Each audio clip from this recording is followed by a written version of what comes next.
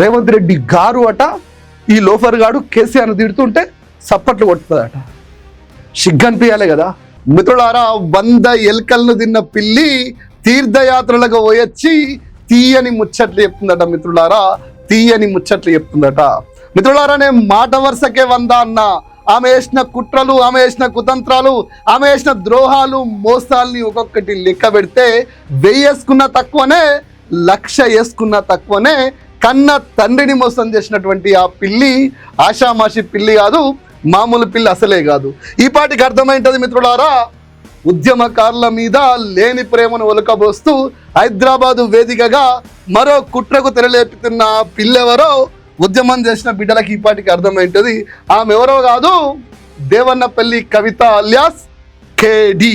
ఈ కేడి ఇలా ఉద్యమకారులు అడ్డం పెట్టుకొని ఓ చిన్న డ్రామా ఆడుతుంది. మళ్ళీ చెప్తున్న మిత్రులారా, సొంత అయ్యను రాజకీయ జన్మనిచ్చిన పార్టీని ద్రోహం చేసినటువంటి గీమే ఉద్యమకారుల గురించి మాట్లాడే నైతికత, అర్హత ఉంటుందా? ఉద్యమకారులారా ఒక్కసారి గుండె మీద చేసుకుని ఆలోచన చేయండి మిత్రులారా. ఉద్యమకారులు అంటే చీకట్లో కూడా రాష్ట్రం కోసం వెలుగునిచ్చే నిప్పు కణికలు కదా. అలాంటి ఉద్యమకారులు నిస్వార్థంగా, నిజాయితీగా ఆనాడు రాష్ట్ర ఏర్పాటు కోసం లాఠీ దెబ్బలు తిన్న వాళ్ళు, నెత్తురు దారపోసినారు కదా ఉద్యమకారులు.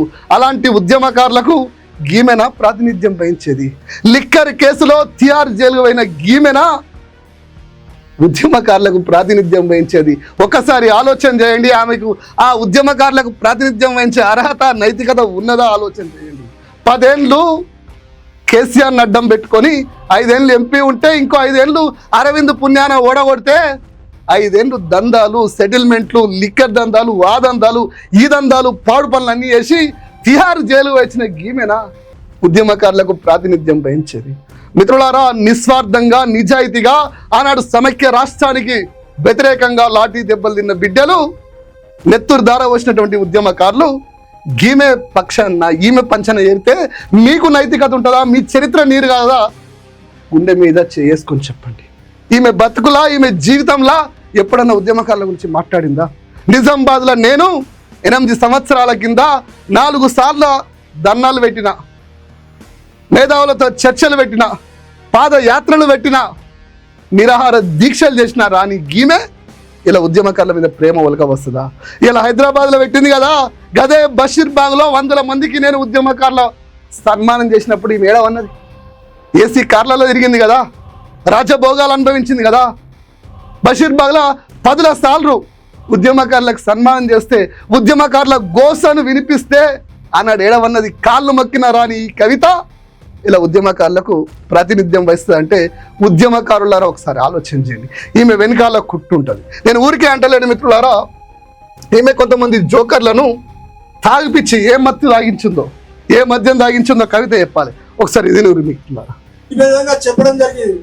ఇట్లా జరిగింది, పెద్ద మనిషి సార్ ఇట్లా అన్నాడు, ఇది అని సంగతి అంటే ఆయన ఒకటే మాట అన్నాడు, ఇప్పుడు కేసీఆర్ ప్రభుత్వం నడుస్తుంది, 10 సంవత్సరాల తర్వాత మరొక ఉద్యమం వస్తుంది, ఆ ఉద్యమంలో కేసీఆర్ కొట్టుకపోతాడు.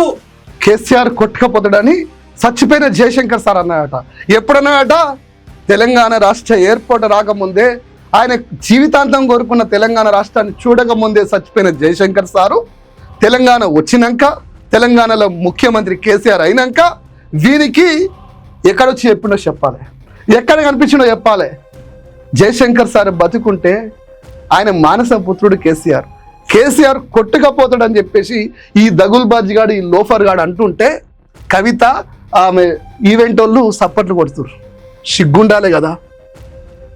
కేసీఆర్ ఉద్యమ చరిత్రను తక్కువ వేసే విధంగా, కేసీఆర్ గురించి తక్కువ వేసే మాట్లాడే విధంగా కవిత పక్కనే కొంతమందికి తాగిచ్చి, ఏ మద్దు తాగిచ్చిందో తెలియదు కానీ నువ్వు ఇట్లా మాట్లాడిస్తుంటే ఏమనాలి కవితని? సిగ్గుందా కవిత? నువ్వు అప్పుడే అనవా? అదే నీకే సిగ్గులేదా? నువ్వే తిప్పియబడుతుంది.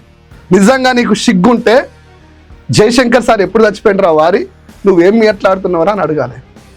నీకు కేసీఆర్ తిడితే రేవంత్ రెడ్డి కన్ను సన్నల్లో పనిచేస్తున్నావు కదా, కేసీఆర్ తిడితే రేవంత్ రెడ్డి సంతోషపడతాడు కదా, ఆ సంతోషాన్ని నువ్వు కళ్ళారా చూడడం కోసమా ఇవన్నీ చేస్తుంది? మిత్రులారా, అందరూ కవిత ఈవెంట్లో ఉండరు, గిట్లాంటి వాళ్ళు కూడా ఉంటారు. అని ప్రశ్నించేటోళ్ళు కూడా ఉంటారు. గందుకే అంటున్న మిత్రులారా, కల్వకుంట్ల కవిత అనే ఆమె, ఇక ఆ పేరు పెట్టి పిలవకండి, దేవన్నపల్లి కవిత లేదంటే కేడి అని పిలవండి. కన్న తండ్రికి ద్రోహం చేసిన ఆమె ఉంటే ఎంత, సస్తే ఎంత, ఆమె బతికెంత. ఇలా ఉద్యమకారులతోటి ఓ మీటింగ్ అని చెప్పి కేసీఆర్ని తక్కువ వేసి మాట్లాడే విధంగా మాట్లాడుతుంటే, ఈమె ఎప్పుడో ఉద్యమకారుల గురించి ఏదో పీక్ పొడిచినట్టు, నేను ఉద్యమకారుల కోసం 100 మందికి సన్మానాలు చేస్తూ, 100 మంది చరిత్రని రికార్డు చేస్తూ, చెరకు సుధాకర్ అన్న, గాదే ఇన్నన్న, నేను అంటూ రాష్ట్రం మొత్తం తిరుగుతూ సన్మానం చేసినప్పుడు ఎడవన్నావు? రాజభోగాలు అనుభవిస్తూ 100 కోట్ల రూపాయలు సంపాదిస్తూ డ్రామాలు ఆడుతున్నావా? ఇలా నేను నిన్ను అడుగుతున్నా, TS24 న్యూస్ వేదికగా అడుగుతున్నా, నువ్వు అక్రమంగా ఒక్కటి చిన్నది నువ్వు సంపాదించిన దానిలో 0.001% వేసుకుంటే గా బాలనగర్లో 18 ఎకరాలలో 1800 ప్లాట్లు సంపాదించినావు కదా. గా 1800 ప్లాట్లు ఉద్యమకారులకు, అమరవీరులకి దాదాపు 1800 కోట్ల రూపాయలు వస్తాయి. వాళ్ళ జీవితాలు సెట్ అవుతాయి. నీకు ఇల్లు ఎక్కడిది, కిరాయి ఉండే కదా, ఎట్లా సంపాదించినావు? నీ బ్యూటీ పార్లర్లో ఎంతమందికి ఐబ్రోస్ చేసి గదే ఎంటికలు కొరిగి సంపాదించినవా అన్ని పైసలు? నీ ఇల్లు 150 నుంచి 200 కోట్లు ఉంటాయి. గది తీసి ఉద్యమకారులకి, అమరవీరులకి. అంతేగాని రేవంత్ రెడ్డి స్క్రిప్ట్ రాసిస్తే, రేవంత్ రెడ్డి గారు అట ఈ లోఫర్ గాడు కేసీఆర్ను తిడుతుంటే సప్పట్లు కొడుతుందట. సిగ్గనిపించాలి కదా మిత్రులారా, ఒకసారి ఆలోచన చేయండి. ఇలా ఆమె RTC క్రాస్ రోడ్ నుంచి మాడచ్చు, కానీ నేను గదే బషీర్బాగ్లా 10ల సంఖ్యలో ఉద్యమకారులకు సన్మానం చేసిన. అది గుర్తుపెట్టుకోండి. ఉద్యమకారుల గురించి నిజాయితీగా, నిబద్ధతతో పనిచేస్తేనే ఉద్యమకారులకు విలువ ఉంటుంది. ఇలాంటి దొంగలు, రాజకీయ స్వార్థ పరులు ఉద్యమకారుల గురించి మాట్లాడితే ఉద్యమకారుల చరిత్రనే ఆగమవుతుంది. ఒకసారి ఆలోచన చేయండి.